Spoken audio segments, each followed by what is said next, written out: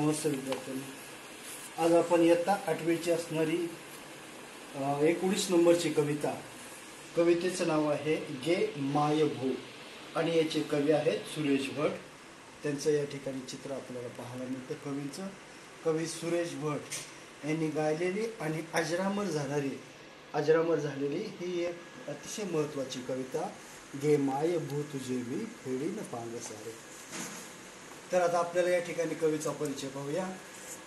कवीचं पूर्ण नाव सुरेश श्रीधर भट असं होतं। तर आपल्याला पाहायला मिळतं की श्रीधर भट हे त्यांचे वडील आहेत। वडील व्यवसायाने डॉक्टर आहेत। त्यांचे जे वडील आहेत व्यवसायाने डॉक्टर आहेत। यांचा जन्म सुरेश भटांचा जन्म अमरावती शहरामधला आणि त्यांच्या आईला कवितांची खूप आवड होती। त्यामुळे सुरेश भट लहानपणापासून मराठी साहित्याची आवड त्याला निर्माण झाली। ज्या वेळेला सुरेश भट हे 2.5 वर्षाचे होते त्यावेळेला त्यांना पोलिओ झाला आणि तेव्हापासून त्यांचा उजवा पाय हा कायमचा अधू झालेला आहे। अशा प्रकारचे हे कवी सुरेश श्रीधर भट या ठिकाणी आपल्याला पाहायला मिळतात। त्यांनी गझल हा जो एक नवीन साहित्य प्रवाह आहे तो मराठीमध्ये रूढ केला, म्हणूनच त्यांना गझल सम्राट असं म्हटलं जातं। एक गझल हा एक नवीन साहित्य प्रवाह त्यांनी मराठीमध्ये आणला। या संपूर्ण गझलचं श्रेय त्यांच्याकडे जातं, म्हणून त्यांना या ठिकाणी गझल सम्राट या नावाने सुद्धा ओळखलं जातं। अशा प्रकारे अत्यंत महत्त्वाचे कवी सुरेश श्रीधर भट या ठिकाणी आपल्याला ही कविता ते गात आहेत। गे माय भू अशा प्रकारची कविता त्यांनी या ठिकाणी केलेली आहे। तर आता आपण त्यांचा परिचयामध्ये जर त्यांचं साहित्य पाहायचं म्हटलं तर आपल्याला असं पाहायला मिळतं गझलकार म्हणून सुद्धा त्यांची असणारी ही ओळख दिसून येते।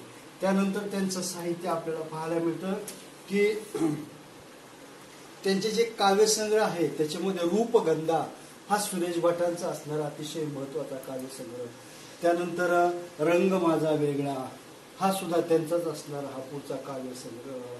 त्याचबरोबर आपल्याला इथं पाहायला मिळतं एल्गार हा सुद्धा काव्यसंग्रह त्यांनी लिहिलेला आहे। आणि शेवटचा काव्यसंग्रह म्हणजे झंझावात। अशा प्रकारे सुरेश भटाच्या नावावरती हे असणारे हे काव्यसंग्रह आपल्याला पाहायला मिळतात। तसेच त्यांनी गझल या रचनाबद्धाचा निष्ठापूर्वक स्वीकाराने प्रचार केला। त्यामुळे गझल हा प्रकार मराठीमध्ये लोकप्रिय केला आणि काफला या संपादित संग्रहात त्यांनी काही निवडक गझलांचा समावेश आहे। त्यांचं जे पुस्तक आहे त्या पुस्तकाचं नाव आहे काफला। तर या काफला पुस्तकामध्ये सगळं गझल एकत्र केलेले आहे। त्यामुळे गझलकार अशी त्यांची वेगळीच ओळख निर्माण झालेली आहे। आणि काफला या संहिता आपल्याला पाहायला मिळते पहा संपादक सुरेश भट।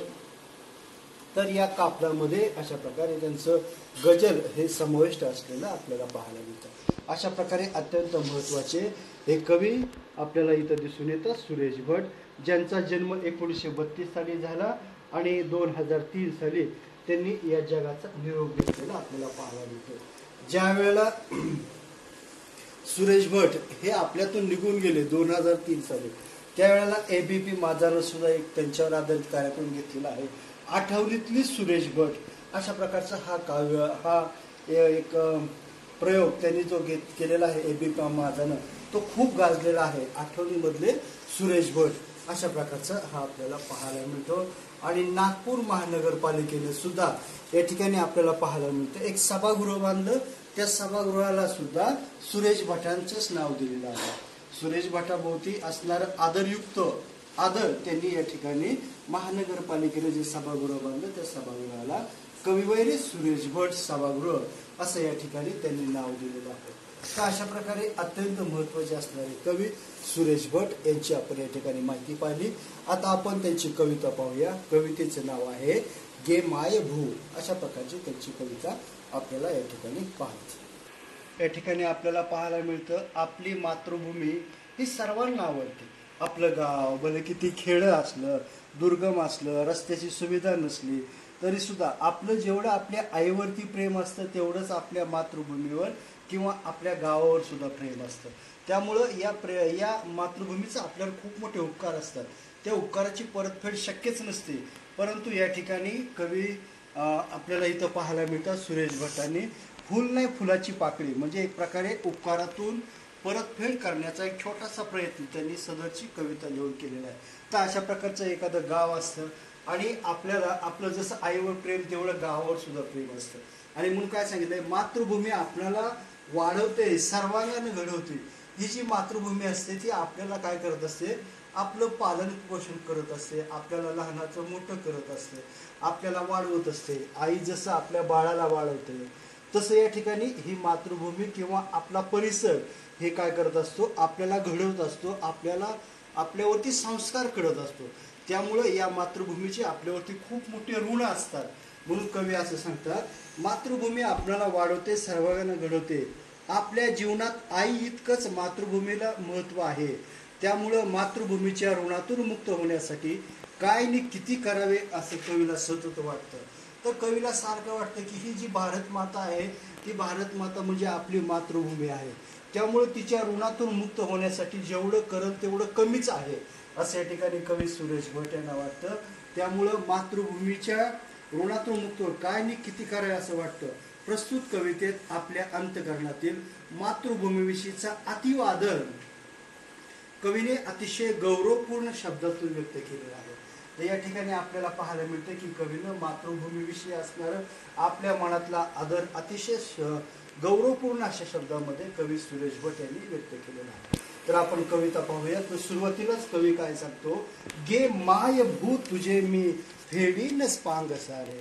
कवी या ठिकाणी सांगतात की हे मायभू या ठिकाणी आपल्या भारत मातेला उद्देशून म्हटलेलं आहे.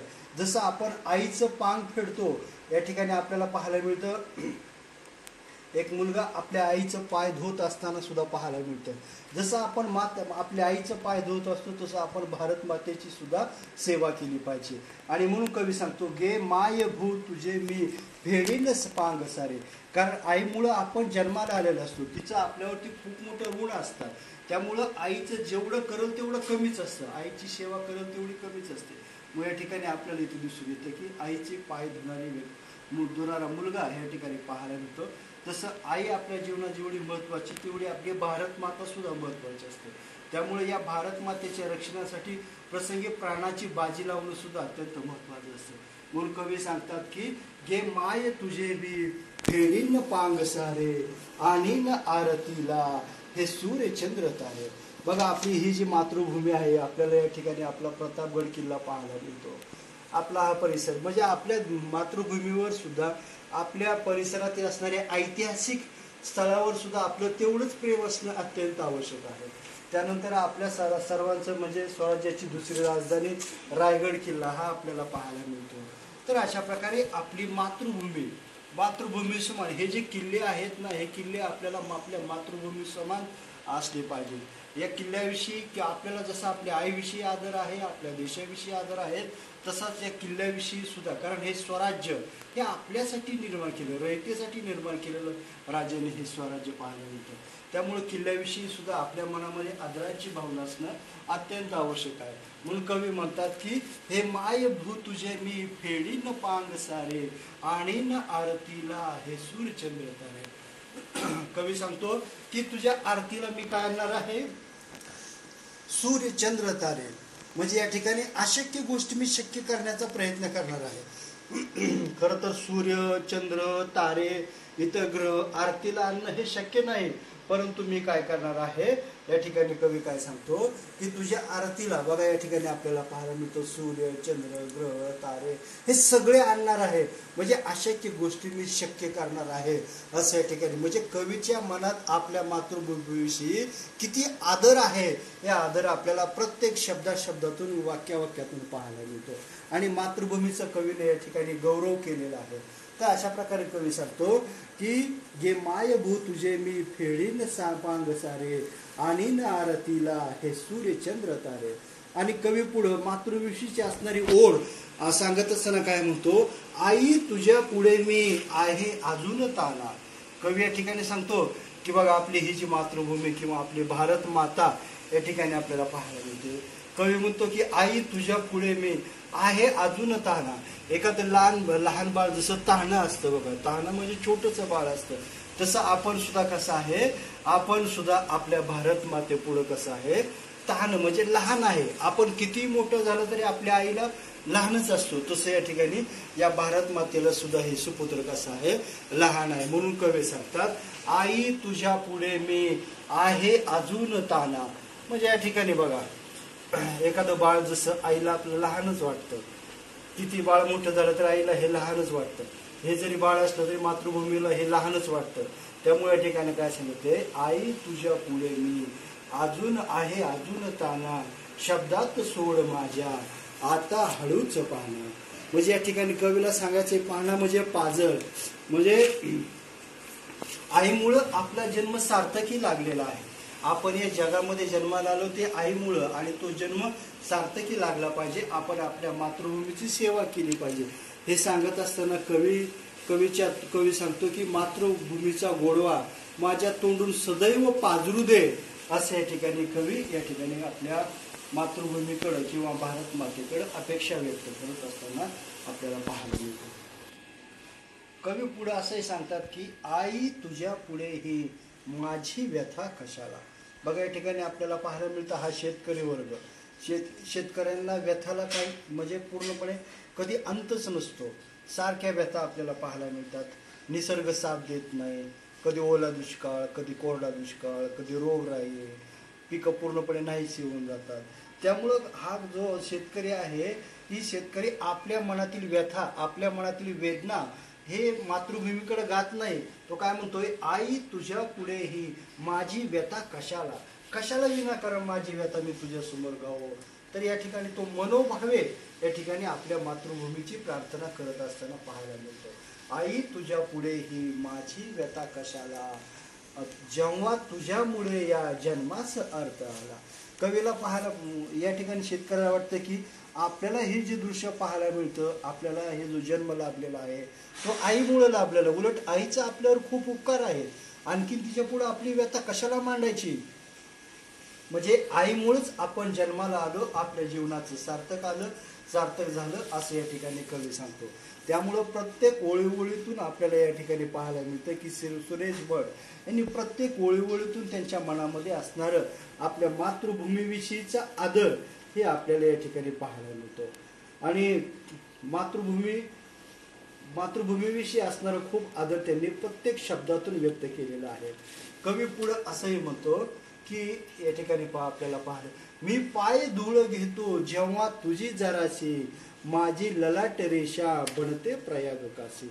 मी पाय धूळ घेतो म्हणजे मी तुझ्या पायाची माती, जेव्हा तुझी जराशी, म्हणजे अशा प्रकारे मातृभूमीची माती म्हणजे आपल्या देशातील भारत मातेची माती किंवा आपल्या देशातील माती ही देवस्वरूप अशा प्रकारची माती आहे. आणि मग कवी सांगतो, मी पाय धूळ घेतो जेव्हा तुझी जराशी, माझी ललाट रेषा बढते प्रयाग काशी. ही माती ज्या वेळेला मी ललाटाला लावतो, ललाट म्हणजे काय, कपाळाला लावतो, त्यावेळेला त्या मातीला देवस्वरूप अशा प्रकारचं अर्थ प्राप्त होतो. आपल्याला पाहायला मिळतं प्रयाग काशी असं जे आपण म्हणतो, म्हणजे सध्या असणारं उत्तर प्रदेशातलं वाराणसी शहर, जिथं गंगा, यमुना आणि सरस्वती या नद्याचा संगम झालेला आहे. अत्यंत महत्वाचं असणारं तीर्थक्षेत्र. तसं या ठिकाणी आपली मातृभूमी सुद्धा प्रयाग काशी समान आहे. आणि या मातृभूमीची माती आपल्या कपाळाला लावल्यामुळं तिला पूर्णपणे देवस्वरूप प्राप्त झालेलं आहे. म्हणून कवी म्हणतो की मी पाय धूळ घेतो जेव्हा तुझी जराशी, माझी ललाट रेषा बनते प्रयाग काशी. म्हणजे अशा प्रकारे माझी ललाट रेषा, माझी कपाळावरती रेषा ही अक्षरशः तीर्थयात्रेसारखी देवस्वरूप बनते असं या ठिकाणी कवीला सांगायचे. म्हणजे किती प्रत्येक शब्दातून आपल्या मातृभूमीविषयी असणारा अभिमान कवी सुरेश भटांनी या ठिकाणी व्यक्त केलेला आपल्याला पाहायला मिळतो. कवी पुढे असंही म्हणतात की पहा, आई तुझी अशी मी गाईन रोज गाणे. बघा कवी थकत नाही, कंटाळत नाही आपल्या आईची स्तुती करत असताना, आपल्या मातृभूमीची स्तुती करत असताना. उलट मातृभूमीमुळे आपला जन्म झाला, आपलं जीवन सार्थकी झालं याची जाणीव कवीला आहे. म्हणून कवी काय म्हणतो, आई तुझी अशी मी गाईन रोज गाणे. हा शब्द महत्वाचा, रोज गाणे म्हणजे मी तुझी रोज गाणी गाईल, तुझी रोज स्तुती करेल, माझी तुझ्या दुधाने गेली भिजून वाणे. आणि अशा प्रकारे स्तुती करत असताना, तुझे शब्द माझ्या मुखातून येत असताना मला एक प्रकारचा खूप आनंद होईल, दुधासारखी म्हणजे अमृततुल्य. बघा, मग कवी असं सांगतो की कवीने अत्यंत गौरवास्पद मी तुझी स्तुती गाणार आहे, माहितीगार अशा प्रकारची स्तुती गाणार आहे. त्यामुळं कवीच्या मुखातून शब्द बाहेर पडणार आहे. कवीच्या ऋणातून मुक्त होण्यासाठी कवी आपल्या मनातील भावना व्यक्त करत असताना पाहायला मिळतो. आणि आपल्या मातृभूमीविषयीचा असणारा नितांत आदर कवीच्या प्रत्येक शब्दातून आपल्याला पाहायला मिळतो. आणि म्हणूनच प्रत्येक विद्यार्थ्यांनी सुद्धा अशा प्रकारे देशप्रेम, देशाविषयी असणारं प्रेम दाखवण्याची संधी प्रत्येक विद्यार्थ्याला मिळावी अशी कवीला अपेक्षा आहे. म्हणून कवी या ठिकाणी सांगतो की आपल्याला इथं पाहायला मिळतं, पहा, आई तुझी अशी मी गाईन रोज गाणी, माझी तुझ्या दुधाने गेली भिजली. या ठिकाणी शेतकरी आपल्या भारत मातेला वंदन करत असताना दृश्य आपल्याला इथं पाहायला मिळतं. आपलं गाव कितीही छोटं असलं, खेडेगाव असलं, तरी सुद्धा हेच आपलं प्रयाग काशी समान आहे, हे आपण जाणीव ठेवली पाहिजे. आणि आपली जी भारत माता ही आपल्या मातृ समान असली पाहिजे. या ठिकाणी आपल्याला पाहायला मिळतं, शाळा म्हणजे आपली मातृदेवता आहे. इथं भारत माता जशी आपली माता तशी शाळा सुद्धा, शाळेमध्ये सुद्धा आपल्यावरती संस्कार होत असतात, आपण आपली जडणघडण होत असते. मग या ठिकाणी सुरेश भट यांनी अत्यंत सुंदर अशा प्रकारची ही कविता या ठिकाणी सादर केली आहे. आता आपण थोडक्यात तिच्यावरती प्रश्न उत्तर पाहूया. सुरुवातीला प्रश्न पहिला, एका वाक्यात उत्तर आपल्याला इथं पाहायचंय. कवी कोणाचे पांग फेडू इच्छितो? तर उत्तर आहे, कवी आपल्या मातृभूमीचे पांग फेडू इच्छितो. बघा, मातृभूमीचे पांग सर्वात महत्त्वाचे. दुसरा, मातृभूमीची आरती करण्याची कवीची साधने कोणती? तर सूर्य, चंद्र आणि तारे ही मातृभूमीची आरती करण्याची कवीची साधने असलेली आपल्याला पाहायला मिळतात. तिसरा प्रश्न आपल्याला इथं पाहायला मिळतो, कवीच्या जन्माला कोणामुळे अर्थ प्राप्त झाला? इथं चुकीचा शब्द आलेला आहे. इथं आहे कवीच्या जन्माला कोणामुळे अर्थ झाला? तर मातृभूमीमुळे कवीच्या जन्माला अर्थ प्राप्त झाला, आपल्या मातृभूमीमुळे. या ठिकाणी आपल्याला पाहायला मिळतं. पुढचा प्रश्न बघा, खालील काव्यपंक्तीचा तुम्हाला समजलेला अर्थ स्पष्ट करा. एक काव्यपंक्ती आहे, आणीन आरतीला हे सूर्य चंद्र तारे. म्हणजे मातृभूमीचे उपकार फेडण्यासाठी, तिची आरती करण्यासाठी कवी आभाळातील सूर्य, चंद्र व तारे हे पृथ्वीवरती आणणार आहे. अशा प्रकारे आपल्याला त्याचा अर्थ आपल्याला पाहायला मिळतो. पुढचं जर पाहायचं तर, आई तुझ्या पुढे मी आहे अजून ताना. कवी मातृभूमीला म्हणतात की तू माझी आई आहेस आणि तुझ्या अंगावर खेळणारं मी एखादं तानं लेकरू आहे. तानं म्हणजे काय? छोटंसं लेकरू आहे, तानं बाळ आहे, असं कवीला या ठिकाणी सांगायचं. पुढचा प्रश्न आपण पाहूया. प्रश्न तिसरा, हे केव्हा घडते ते लिहा. बघा, आणि प्रश्न आहे, कवीची ललाट रेषा प्रयाग काशी बनते. केव्हा बनते? जेव्हा कवी मातृभूमीच्या चरणाला स्पर्श करून मातृभूमीची पायधूळ मात्याला लावतात, तेव्हा त्याचं नशीब कसं काशीचं पवित्र प्रयाग क्षेत्र होतं, हे आपल्याला या ठिकाणी पाहायला मिळतं. पुढचा प्रश्न बघा, कवी मातृभूमीची उत्तम गाणी गाऊ शकतो. केव्हा गाऊ शकतो? जेव्हा कवीची वाणी मातृभूमी रूपी आईच्या दुधानं भिजून जाते, तेव्हा कवी मातृभूमीची उत्तम गाणी गाऊ शकतात. प्रश्न चौथा पहा, खालील अर्थाच्या कवितेतील ओळी शोधून घ्या. तर आपल्याला इथं पाहायला मिळते, माझी भाषा मधुर आणि समृद्ध बनव. अर्थ काय? शब्दात सोड माझ्या आता हळूच पाहा. दुसरा आहे, शब्द सामर्थ्य, प्रतिभा सामर्थ्य प्राप्त झाल्याने गाणे गायली. आई तुझी अशी मी गाईन रोज गाणी. अशा प्रकारे. प्रश्न पाचवा, कवितेत आलेले दोन महत्त्वाचे वाक्यप्रचार आहेत, त्याचा आपल्याला या ठिकाणी वाक्यात उपयोग करायचा. पहिला वाक्यप्रचार आहे, पायधूळ घेणे. पायधूळ घेणे त्याचा अर्थ होतो, प्रत्येक शुभ कामाची सुरुवात करताना आईबाबांची पायधूळ घ्यावी. म्हणजे अशा प्रकारे आईबाबांचा आशीर्वाद घ्यावा, हा याचा अर्थ असलेला आपल्याला पाहायला मिळतो. दुसरा आहे पांग फेडणे. जे शिक्षक आपल्याला ज्ञानदानाचे काम करतात त्यांचे पांग फेडायला हवे. ते शिक्षकाविषयी आपल्या मनात आदर असला पाहिजे, त्यांचे पांग फेडणं अत्यंत आवश्यक आहे. काही यमक जुळणारे शब्द बघा, सारे, तारे, ताना, पाहणा, कशाला, आला, जराशी, काशी, गाणी, वाणी असे हे यमक जुळणारे शब्द आपल्याला इथं पाहायला मिळतात. पुढचा जो प्रश्न आहे तो 7वा सोमत, सर्वात महत्त्वाचा प्रश्न आहे. कवीने पायधूळ कशाला म्हटले असावे ते स्पष्ट करा. तर गे मायभू या कवितेत कवी सुरेश भट यांनी आपल्या अंतकरणातील मातृभूमीविषयीची अतिवादर अतिशय गौरवपूर्ण रीतीने व्यक्त केलेला आहे. आणि कवींनी मातृभूमीला माता म्हटलं आहे. तिचा पाना पिऊन आपण समृद्ध झालो आहोत. मातेमुळे माझ्या शब्दात सामर्थ्य आले आहे. त्या आईचा आशीर्वाद मिळणे हे आपले भाग्य आहे. तिची पायधूळ मस्तकावर मिरवावी असं कवीला वाटतं. पायधूळ म्हणजेच मातृभूमीचा चरणस्पर्श होय. तिच्या चरणाशी लीन होऊन तिला वंदन करून आशीर्वाद घेण्याच्या प्रक्रियेला पायधूळ कपाळाला लावणे असं म्हटलं आहे. या ठिकाणी कवीचा विनम्र भाव यातून प्रकट झालेला आपल्याला दिसून येतो. पुढचं सोमत आहे. गे माय भू तुझे मी फेडीन पांगसारे. या ओळीचा सरळ अर्थ लिहा.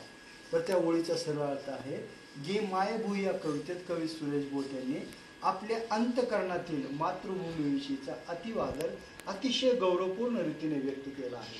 हे सांगत असताना कवी म्हणतात की मातृभूमी ही माता आहे आणि मी तिचे तान्हे बाळ आहे. मातृभूमीने माझे लालन पालन पोषण केले आहे. तिच्या दुधाचे सामर्थ्य माझ्या शब्दामध्ये आले आहे. अशा माऊलीचे उपकार हे जन्मोजन्मी फेडणे शक्य नाही. तरीही विनम्र भावाने कवी म्हणतात की तुझ्या आशीर्वादानं माझं नशीब उजळलं आहे. म्हणून चंद्र, सूर्य आणि तारे आरतीला आणून मी कृतज्ञतापूर्वक तुझे पांग फेडणार आहे. शेवटचं सोमत पहा. कवितेतून व्यक्त झालेली मातृभूमीविषयीची भावना तुमच्या शब्दात लिहा. गे मायभू या कवितेत कवी सुरेश भट यांनी आपल्या अंतकरणातील मातृभूमीविषयीचा अतिवादर अतिशय गौरवपूर्ण रीतीने व्यक्त केला आहे. आणि तो आदर व्यक्त करत असताना कवी म्हणतात, तिचं गौरवी गाताना कवी म्हणतात, हे मातृभूमी तुझी मी आरती सूर्य, चंद्र व तारे घेऊन करतो आहे. तुझ्या चरणाशी लीन होऊन मला तुझे पान फेडायचे आहे.